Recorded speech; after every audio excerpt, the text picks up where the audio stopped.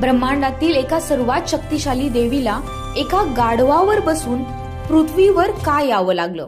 ही कथा वाचून तुमच्या अंगावर शहारे येतील. ही कथा सुरू होते देवादिदेव महादेवांपासून. पुराणानुसार जेव्हा भगवान शिव आपल्या अत्यंत भयंकर रौद्र रूपात होते, तेव्हा त्यांच्या क्रोधाच्या आणि तिसऱ्या नेत्राच्या उष्णतेने संपूर्ण ब्रह्मांड होरपळून निघालं होतं. त्याच क्रोधाच्या अग्नीतून शिवाच्या कपाळावरून घामाचा एक थेंब जमिनीवर पडला. हा थेंब केवळ क्रोध आणि प्रचंड उष्णतेने बनलेला होता. त्यामुळे जमिनीवर पडताच त्यातून एक भयंकर राक्षसाचा जन्म झाला, ज्याचं नाव होतं ज्वरासूर. ज्वरासूर हा शिवाचा अंश असल्यामुळे देवांची मोठी शस्त्रेही त्याच्यावर निकामी ठरत होती. त्याच्या अंगात ब्रह्मांडातील सर्व आजार आणि ताप भरलेला होता.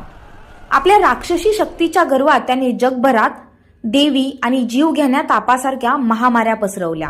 पृथ्वी अक्षरशः आगीसारखी जळू लागली. प्रत्येक गावात, प्रत्येक घरात निष्पाप मुले या भयंकर आजाराने आणि उष्णतेने तडफडू लागली. चोहीकडे आक्रोश सुरू झाला. जेव्हा आपल्या भक्तांच्या डोळ्यातील अश्रू आदिशक्तीने पाहिले, तेव्हा तिचे हृदय हेलावून गेले. पृथ्वीवर पसरलेली ही महामारीची आग विझवण्यासाठी देवीने जगातील सर्वात सुंदर आणि शीतलता देणारे रूप धारण केले. माता एका गाढवावर स्वार होऊन प्रकट झाली. त्यांच्या एका हातात थंड पाण्याने भरलेला चमत्कारी सुवर्ण कलश होता आणि दुसऱ्या हातात लिंबाचा पाला. पुराणानुसार मातेने कोणतेही शस्त्र उचलले नाही. तिने फक्त आपल्या सुवर्ण कलशातील पवित्र शीतल जल आणि लिंबाच्या पाल्याने ज्वरासुराची ती राक्षसी आग आणि आजाराचा प्रकोप क्षणात शोषून घेतला.